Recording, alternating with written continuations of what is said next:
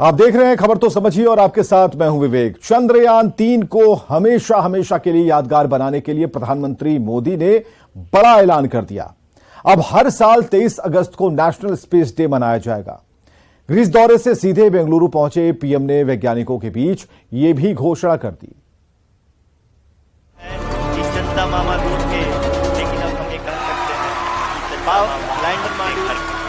हैं। तारीख 23 अगस्त, समय शाम 6:04। यह कोई मामूली टाइमलाइन नहीं है। ये वो यादगार लम्हा है जो अंतरिक्ष की दुनिया में हमेशा के लिए अमर हो गया। भारतीय अंतरिक्ष अनुसंधान केंद्र यानी इसरो का मिशन चंद्रयान-3 सफलतापूर्वक चांद के दक्षिणी ध्रुव पर लैंड कर गया और इस ऐतिहासिक सफलता के गवाह प्रधानमंत्री मोदी 23 अगस्त को दक्षिण अफ्रीका में आयोजित ब्रिक्स देशों के सम्मेलन के दौरान बने थे। पीएम ने तब वैज्ञानिकों से अपने संदेश में कहा था कि वे जल्द ही उनके बीच होंगे और ये घड़ी शनिवार को आई। ब्रिक्स सम्मेलन में शामिल होने के बाद पीएम ग्रीस के दौरे पर गए और वहां से सीधे वे बेंगलुरु पहुंच गए इसरो के वैज्ञानिकों के बीच। यहां आकर प्रधानमंत्री भावुक भी नजर आए। भारत में आते ही जल्द से जल्द आपके दर्शन करना चाहता था। प्रधानमंत्री ने कहा कि कभी हमारी गिनती तीसरी पंक्ति के देशों में होती थी, लेकिन आज भारत पहली पंक्ति में खड़े देशों में शुमार हो रहा है और देश के विकास की इस यात्रा में इसरो जैसे संस्थानों की बड़ी भूमिका रही है। प्रधानमंत्री ने वैज्ञानिकों से कहा, आप नई पीढ़ी के रोल मॉडल हैं। देश के लोगों का विश्वास और आशीर्वाद आप पर है। Bureau report, news 18।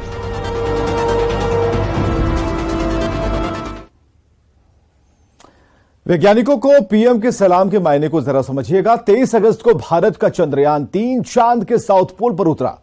चांद के साउथ पोल तक अब तक कोई नहीं पहुंचा था। चंद्रयान-3 की सफल लैंडिंग के साथ भारत चांद पर यान भेजने वाला चौथा देश बन गया। चांद की सतह पर केवल अमेरिका, रूस और चीन ने ही सॉफ्ट लैंडिंग कराई थी। इधर चंद्रयान-3 की सॉफ्ट लैंडिंग के साथ भारत, अमेरिका, रूस जैसे महादेशों की कतार में खड़ा हो गया है। मतलब भारत ने विश्वगुरु बनने की तरफ एक कदम और बढ़ा दिया। जिस दिन चंद्रयान की लैंडिंग हुई उस दिन पीएम देश के बाहर थे। ब्रिक्स सम्मेलन में हिस्सा लेने के लिए पीएम उस दिन साउथ अफ्रीका में थे। पीएम ने वर्चुअली देश को चंद्रयान-3 की सफल लैंडिंग की बधाई दी और फोन के जरिए चंद्रयान-3 के नायकों का मान बढ़ाया। लेकिन शनिवार को पीएम विदेश से भारत लौटे और सीधे बेंगलुरु गए। पीएम के लिए काफी भावुक कर देने वाला पल था। पीएम ने चंद्रयान के नायकों को सलाम किया और इस बात पर गर्व किया कि वैज्ञानिकों की मेहनत से हमारा देश तीसरी पंक्ति से सीधे पहली पंक्ति में पहुंच गया। आने वाले दिनों में गगनयान की तैयारी चल रही है। इसके लिए प्रधानमंत्री ने वैज्ञानिकों का हौसला बढ़ाया। आगे बढ़ते हैं। जिस जगह पर चंद्रयान-3 का चंद्रमा लैंडर उतरा उस पॉइंट को अब शिव शक्ति के नाम से जाना जाएगा। प्रधानमंत्री की इस घोषणा के बाद सियासत गर्मा गई है।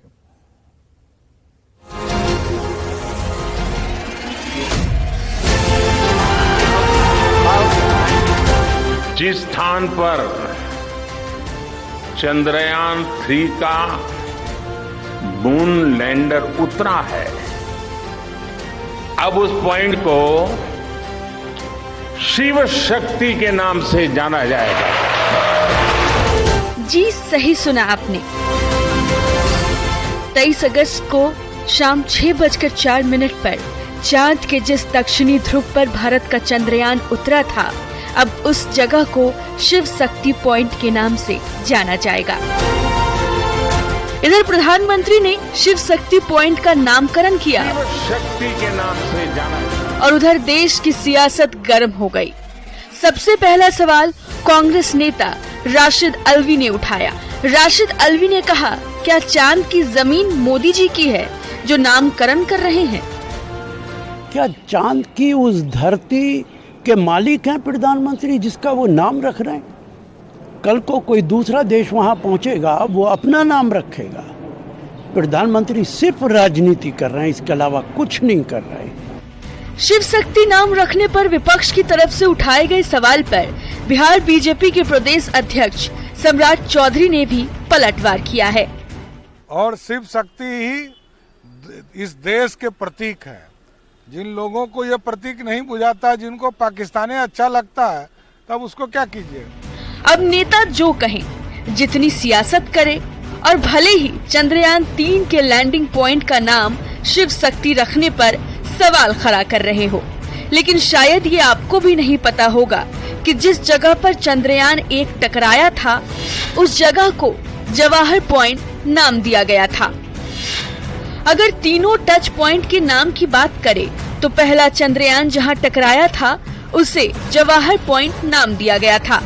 जिस स्थान पर चंद्रयान 2 ने अपने पद चिन्ह छोड़े हैं वो पॉइंट अब तिरंगा कहलाएगा, जबकि जिस स्थान पर चंद्रयान 3 का चंद्रमा लैंडर उतरा उस पॉइंट को अब शिव शक्ति नाम से जाना जाएगा।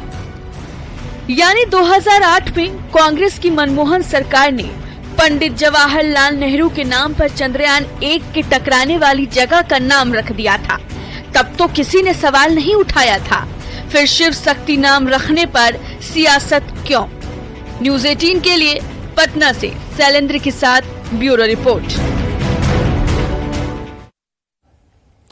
शिव शक्ति पर सियासत को जरा समझिए। 23 अगस्त को चंद्रयान 3 की चांद पर सफल लैंडिंग हुई। चांद के दक्षिणी ध्रुव पर सफल यान भेजने वाला भारत पहला देश बना। रूस ने दक्षिणी ध्रुव पर अपना यान भेजा था, लेकिन वो क्रैश हो गया। अब जहां पर चंद्रयान 3 उतरा उस जगह को पीएम ने शिव शक्ति नाम दिया। वहीं जिस जगह पर चंद्रयान 2 के पैर टकराए थे उसे तिरंगा नाम दिया। लेकिन विपक्ष ने शिव शक्ति नाम पर सियासत शुरू कर दी। आरोप लगाया कि नाम के जरिए ऐसे मिशन का भी भगवाकरण किया जा रहा है, जबकि पीएम ने यह संकेत दिया था कि शिव शक्ति नाम क्यों दिया गया। दरअसल चंद्रयान 3 के मिशन में महिलाओं की अहम भूमिका थी और चूंकि भारत में नारी शक्ति का खास महत्व है, इसलिए यह नाम काफी सुटेबल है। हालांकि शिव शक्ति नाम पर हो रही सियासत के बीच सोशल मीडिया पर जवाहर पॉइंट ट्रेंड करने लगा। इसकी वजह यह है कि जहां चंद्रयान 1 टकराया था उस जगह को जवाहर पॉइंट नाम दिया गया था। उसकी वजह यह थी कि उस दिन देश के पहले प्रधानमंत्री जवाहरलाल नेहरू की जयंती थी। अब सोशल मीडिया पर सवाल है, जहां चंद्रयान 1 टकराया उसका नाम जवाहर पॉइंट क्यों रखा गया? अगर शिव शक्ति गलत है तो क्या कांग्रेस सरकार में जवाहर पॉइंट नाम देना ठीक है? आगे बढ़ते हैं।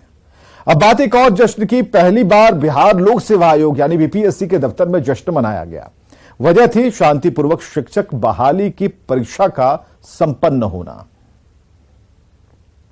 टेबल पर रखा शानदार और लजीज केक और इसे काटकर सेलिब्रेट करते लोग। तस्वीरें देखकर मत सोच लीजिएगा कि ये किसी बर्थडे पार्टी की तस्वीर है। खुशियां मनाने की ये तस्वीर तो बिहार लोक सेवा आयोग यानी बीपीएससी दफ्तर की है, जहां पहली बार परीक्षा बगैर किसी गड़बड़ी के खत्म हुई। आयोग ने शिक्षक बहाली की परीक्षा शांतिपूर्ण तरीके से संपन्न होने पर राहत की सांस ली।